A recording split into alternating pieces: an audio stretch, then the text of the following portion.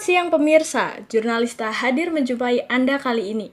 Bersama saya Rida Alivia akan menemani Anda 1 jam ke depan dengan sejumlah informasi terkini dan teraktual seputar peristiwa-peristiwa yang terjadi di tanah air dan di dunia yang akan kami sajikan untuk Anda. Berikut berita utamanya.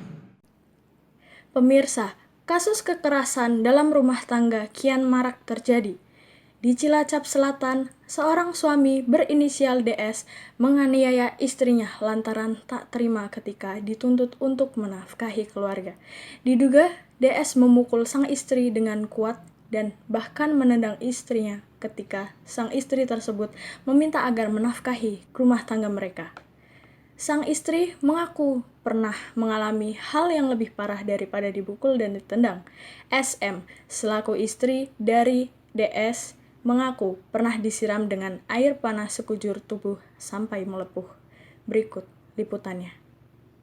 Tak terima dituntut nafkah, seorang suami aniaya istri lantaran emosi. Tim gabungan Pokdar dan Polres Cilacap Selatan mengamankan seorang laki-laki berinisial DS 42 tahun yang telah melakukan tindakan kekerasan dalam rumah tangga terhadap istrinya yang berinisial SM 40 tahun. Kejadian KDRT ini dilaporkan korban pada tim Pokdar setempat dan dilakukan penangkapan pelaku bersama tim Polres pada Sabtu malam 3 Juli 2021. Diduga penyebab DS marah dan melakukan KDRT lantaran istrinya SM menuntut nafkah untuk membeli bahan makanan kepada suaminya. Ia terbawa emosi sampai-sampai memukul dan menendang istrinya. SM mengaku pernah mengalami hal lebih parah dari itu. Ia mengaku pernah disiram dengan air panas sekujur tubuhnya sampai melepuh. Tidak hanya itu, rambutnya seringkali dijambak dan perutnya seringkali ditendang bahkan dicambuk saat ia meminta uang pada suaminya itu. Kepala Polres Rizal Amruri mengatakan saat ini DS sudah diamankan dan tinggal menunggu pemeriksaan lebih lanjut dan kesaksian dari warga setempat. Sejumlah barang bukti juga ikut diamankan. Barang bukti itu diduga digunakan saat DS melakukan penganiayaan terhadap istrinya SM. Selaku korban kemudian dilarikan ke rumah sakit untuk mendapatkan perawatan yang intensif. Polisi akhirnya bisa mengamankan pelaku KDRT tersebut untuk dimintai keterangan. Kini DS telah ditetapkan polisi sebagai tersangka. Untuk barang bukti penganiayaan berupa panci dan ikat pinggang yang digunakan tersangka dalam aksinya.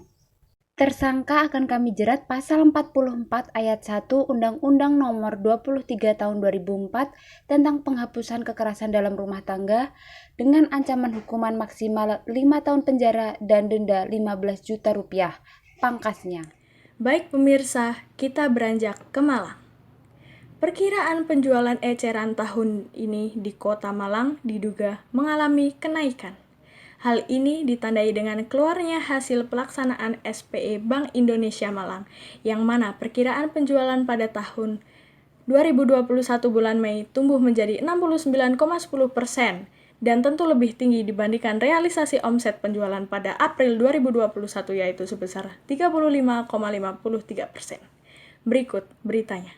Kantor Perwakilan Wilayah Bank Indonesia Malang melakukan survei penjualan eceran atau SPA. Hal ini merupakan salah satu survei guna mengetahui indikator perkembangan kondisi perekonomian khususnya di wilayah kerja Bank Indonesia Malang. Dari survei ini, kemudian diketahui sumber tekanan inflasi dari sisi permintaan dan memperoleh gambaran mengenai kecenderungan perkembangan penjualan eceran serta konsumsi masyarakat. Dijelaskan kepada Perwakilan Wilayah Bank Indonesia Malang, Aska Subhan, bahwa berdasarkan hasil pelaksanaan SPA Bank Indonesia Malang, perkiraan penjualan pada bulan Mei 2021 tumbuh 69,10%, lebih tinggi dibandingkan realisasi omset penjualan April 2021 sebesar 35,53%. Sementara itu, pertumbuhan omset perkiraan penjualan secara tahunan terjadi pada beberapa kelompok komoditas. Dalam pertumbuhan omset tertinggi untuk kategori usaha, berasal dari kelompok peralatan dan komunikasi dengan besaran 451,79% year on year. Disusul pada kelompok kendaraan dengan besaran 104,40% year on year, serta kelompok suku cadang dan aksesori dengan besaran 98,4% 40%. Kebijakan tersebut berlandaskan Peraturan Menteri Keuangan Nomor 20 PMK 010 Tahun 2021, di mana pemerintah memangkas PPNBM mobil baru hingga akhir 2021 dengan tarif yang turun berjenjang selama 3 bulanan. Pemerintah memangkas tarif PPNBM atas pembelian mobil baru dengan kriteria tertentu sebesar 100% mulai 1 Maret hingga Mei 2021. Selanjutnya, relaksasi tarif PPNBM yang berlaku pada Juni sampai dengan Agustus 2021 berkurang menjadi 50%. Sedangkan untuk periode September sampai dengan Desember 2021, relaksasi tarif PPN responden memberikan alasan tumbuhnya omset penjualan pada bulan Mei 2021 akibat adanya momen bulan Ramadan dan menjelang Hari Raya Idul Fitri. 21,5% mengindikasikan adanya peningkatan daya beli masyarakat yang kemudian menyebabkan naiknya omset penjualan. Ya pemirsa, kita beralih ke ajang Olimpiade yang sedang hangat-hangatnya diperbincangkan, yaitu ajang olahraga internasional yang berlangsung di ibu kota Jepang, yaitu Tokyo. Jepang terpilih sebagai tuan rumah dalam sidang IOC ke-125 di Buenos Aires, Argentina, pada tanggal 7 September 2013 lalu. Sebelumnya, ajang olahraga internasional ini akan diselenggarakan pada tahun 2020 lalu, namun karena epidemi COVID-19, Komite Olimpiade Internasional atau IOC memutuskan untuk menunda Olimpiade selama setahun. Berikut liputannya. Halo semuanya, selamat datang di berita olahraga hari ini. Saya Christy, saya adalah tuan rumah hari ini. Laura, juga tuan rumah hari ini. Hari ini kami akan menyiarkan berita tentang Olimpiade. Di dunia modern, Olimpiade adalah salah satu titik ukur kekuatan tiap negara. Negara-negara di seluruh penjuru dunia bakal berlomba-lomba untuk jadi yang terbaik di tiap cabang olahraga yang diikuti. Dari arena ke arena tiap cabang olahraga inilah tiap atlet dari masing-masing negara bakal berjuang keras penuh keringat demi berdiri di podium tertinggi. Karena podium tertinggi berita bendera negara berkibar dan diiringi lagu kebangsaan yang terdengar. Dalam kemitraan dengan Komite Olimpiade Internasional dan Komite Paralimpik Internasional menyatukan orang-orang dengan pengalaman online eksklusif dari terhubung dengan atlet yang bersaing hingga menghidupkan kembali momen ikonik atau menemukan olahraga baru. Para tamu atau dapat bertemu secara pribadi dengan idola mereka. Olimpiade Musim Panas 2020 adalah ajang olahraga internasional yang semula dijadwalkan untuk diselenggarakan di Tokyo, Jepang pada tanggal 24 Juli sampai dengan tanggal 9 Agustus 2020. Pada Maret 2020, Komite Olimpiade Internasional memutuskan untuk menunda Olimpiade selama setahun karena pandemi COVID-19. Sejauh ini, IOC menyatakan bahwa Olimpiade Musim Panas ini akan dibuka pada tanggal 23 Juli 2021. Tepat 1 tahun dari jadwal semestinya, Tokyo terpilih sebagai kota tuan rumah dalam sedang IOC ke-125 di Buenos Aires, Argentina pada tanggal 7 September 2013. Kota-kota kandidat penyelenggarakan Olimpiade Musim Panas 2020 lainnya adalah Madrid, Spanyol, dan Istanbul, Turki. Kedua kota ini memperoleh jumlah suara sama pada seleksi babak pertama. Namun Madrid tereliminasi pada babak pembentukan. Itu saja untuk berita hari ini. Baik pemirsa, kita beralih ke dunia pendidikan. Seperti yang kita ketahui, bahwa dunia pendidikan di seluruh dunia sedang menggelarkan sistem belajar secara daring atau online. Sistem ini ditetapkan karena situasi kita yang belum membaik akibat dari dampaknya COVID-19.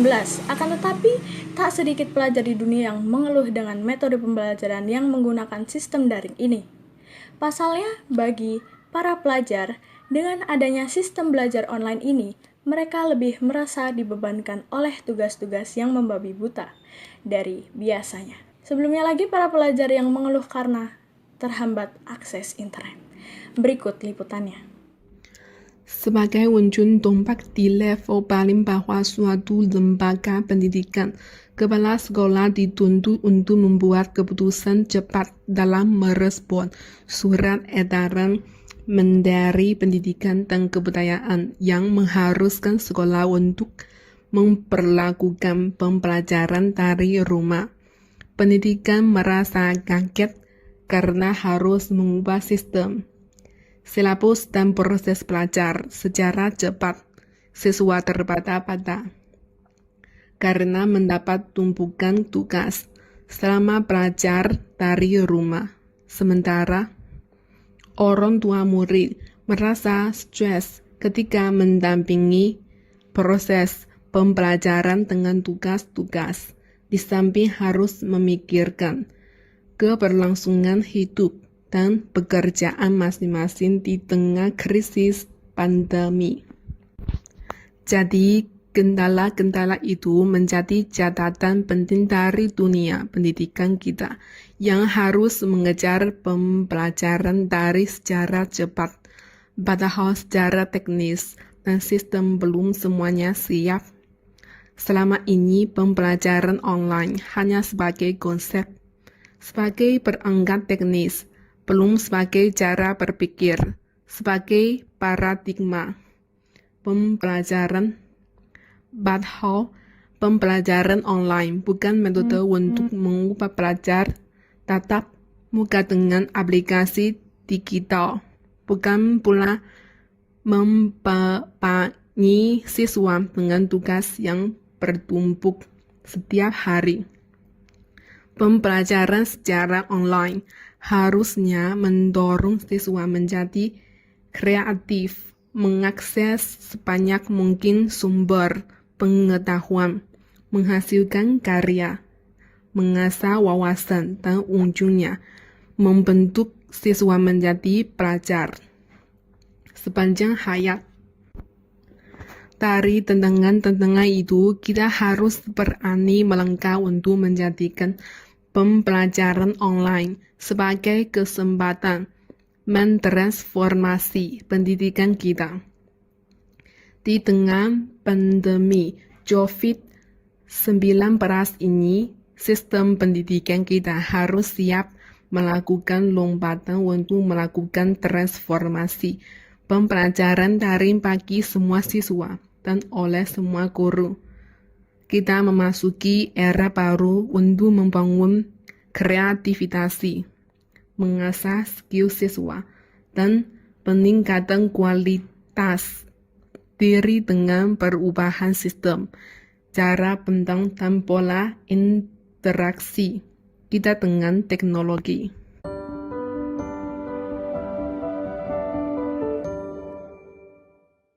Politik luar negeri China, Wang Yi, mengadakan pembicaraan dengan Menteri Luar Negeri Mongolia, yaitu Balzec. Kedua menteri ini membahas mengenai hubungan dua negara mereka yang semakin baik. Dua negara yang bertetangga ini menyepakati tentang penguatan lebih lanjut kerjasama anti-epidemi antara Cina dan Mongolia. Berikut liputannya. Wang Yi mengadakan pembicaraan dengan Menteri Luar Negeri Mongolia, Betsezek. Penasehat negara dan Menteri Luar Negeri Wang Yi mengadakan pembicaraan dengan Menteri Luar Negeri Mongolia, Betsezek, di Tianjin pada 27 Juli. Wang Yi mengatakan bahwa sejak pecahnya pneumonia mahkota baru, Cina dan Mongolia telah saling mendukung dan membantu menulis kisah bagus tentang pertukaran teh antar domba, dan menulis babak baru dalam persahabatan antara kedua negara. Cina bersedia untuk terus memberikan bantuan yang dibutuhkan Mongolia untuk memerangi epidemi, memperkuat kerjasama di bidang energi pertambangan, keuangan, pertanian, dan peternakan, dan membangun infrastruktur, serta berinovasi dalam bentuk dan konten people-to-people dan pertukaran budaya, sehingga akan selalu menjadi tetangga yang baik, teman yang baik, dan mitra yang baik. Menjadi konsensus arus utama kedua negara, Betsezek mengatakan bahwa dia bersedia bekerja dengan Cina untuk mempromosikan kemitraan strategis yang komprehensif antara kedua negara untuk memperkaya konten baru dan mencapai hasil baru. Setelah pembicaraan, kedua belah pihak bersama-sama bertemu dengan wartawan dan mengeluarkan pernyataan bersama tentang penguatan lebih lanjut kerjasama anti-epidemi antara Cina dan Mongolia. Masih di Cina. Negeri Cina memiliki tradisi yang menarik. Salah satu tradisi yang masih lestari hingga saat ini yaitu Festival Perahu Naga. Melalui tariannya di Festival Perahu Naga, seorang penari asal Cina menunjukkan sisi estetik dari tariannya, yang mana dari tarian tersebut terlihat bahwa Cina memiliki warisan budaya yang menarik. Berikut liputannya. Henan adalah tempat yang mempunyai peradaban yang sangat indah. Selain itu, Henan juga merupakan tempat lahirnya peradaban dan budaya bangsa Tionghoa. Dalam Festival Perahu Naga, Henan TV menciptakan tarian bawah air yang kreatif dan menarik. Tarian tersebut merupakan perwujudan menghidupkan kembali Luoxin. Tarian tersebut membuat para penonton takjub dan tersentuh saat melihatnya.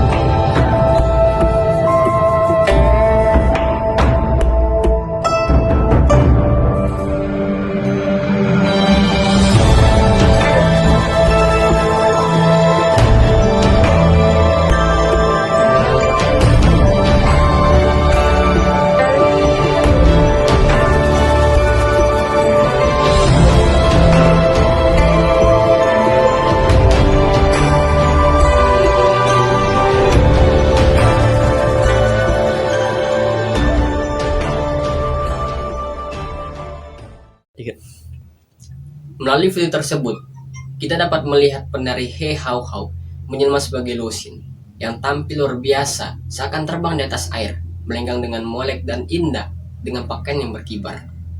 Pertunjukan tersebut mengambil warisan budaya sebagai kekayaannya, kemudian dikemas sebagai bentuk promosi dan langkah nyata dalam kontribusi unggulan untuk penyebaran budaya tradisional negara Tiongkok.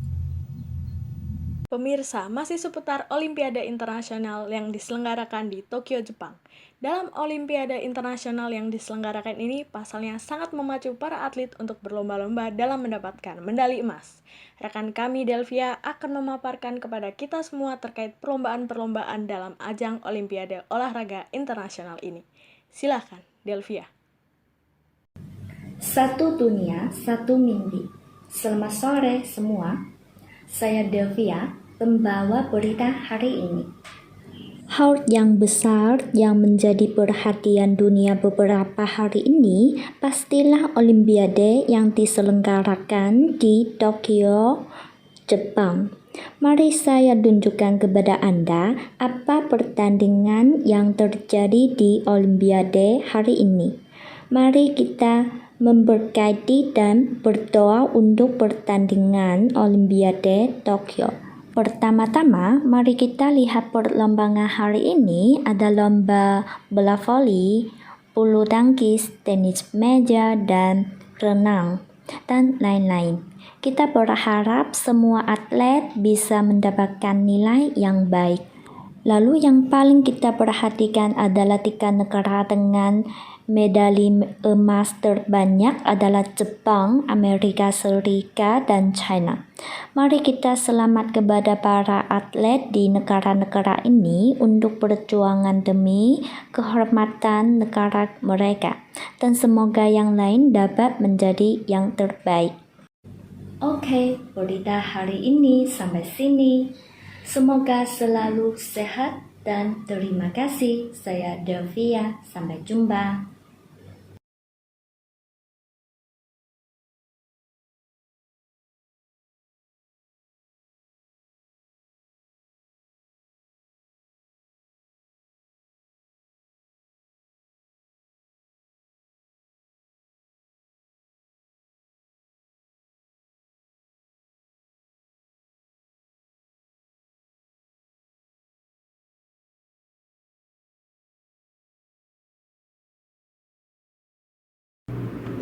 Baik pemirsa, kembali lagi ke berita dalam negeri.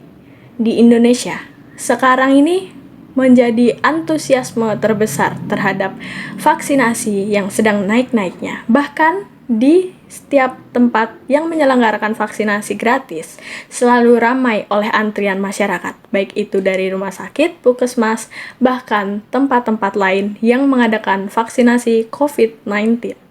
Reporter kami, Alivia Isnaini, di Rumah Sakit Ludiro, Yogyakarta, akan memberikan keterangan lebih lanjut terkait vaksinasi yang sedang digelar di Rumah Sakit Ludiro, Yogyakarta. Baik, kami sudah terhubung dengan Alivia Isnaini. Ya, Rida. Ya, Alivia, bagaimana jalannya vaksinasi di Rumah Sakit Ludiro, Yogyakarta saat ini, Alivia? Kemudian untuk persyaratan saat ini, apa yang harus dipenuhi masyarakat jika ingin melakukan vaksinasi, Alivia? Ya, untuk persyaratan cukup mudah sebenarnya. Rumah Sakit Ludiro ini membuka untuk usia 18 tahun hingga lansia dan terbuka untuk KTP DIY atau non-DIY. Dan hanya perlu datang langsung dengan membawa KTP dan surat keterangan domisili untuk KTP non-DIY yang bisa diperoleh melalui RT atau RW tempat tinggal atau domisili masing-masing. Dan jangan lupa, usahakan sedang dalam kondisi fit saat menerima vaksinasi ini.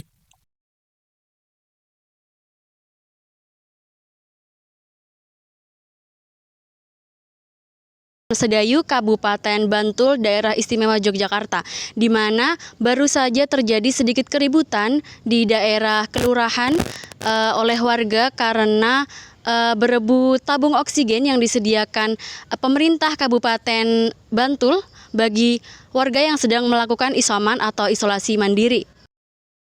Lonjakan kasus COVID-19 di daerah Bantul membuat permintaan tabung oksigen meningkat sehingga banyak rumah sakit atau puskesmas yang kehabisan stok tabung dan regulator.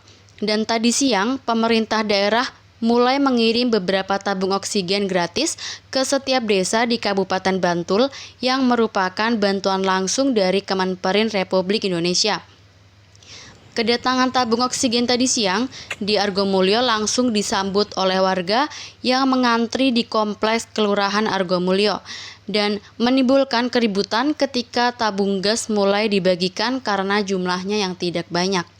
Namun, untuk saat ini, setelah 1 jam pembagian tabung gas kepada warga, keadaan sekitar kantor sudah mulai terkontrol karena aparat mengamankan keributan yang terjadi.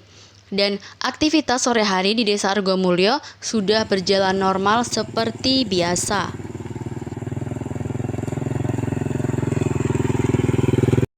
Baik, itu tadi berita yang dapat kami sampaikan langsung dari tempat kejadian. Terima kasih, saya kembalikan ke studio. Baik pemirsa, informasi tadi sekaligus mengakhiri perjumpaan kita di Jurnalista siang ini. Saya Rida Alivia, mewakili seluruh kerabat yang bertugas, pamit undur diri dari hadapan Anda. Selamat siang, sampai jumpa.